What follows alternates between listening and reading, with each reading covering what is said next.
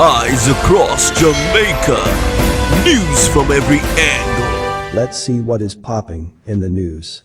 And remember, like, share, subscribe and hit that notification bell. Two motorcyclists were last evening killed in a fiery crash on the Oxford Main Road in St. Elizabeth.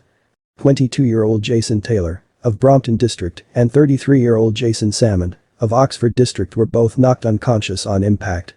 It is reported that about 6:30 p.m., Taylor was driving a Cobra motorcycle toward Santa Cruz when he overtook a motor car and collided with Salmon. Salmon was driving his motorcycle in the opposite direction. Both men received multiple injuries and were taken to hospital, where they were pronounced dead.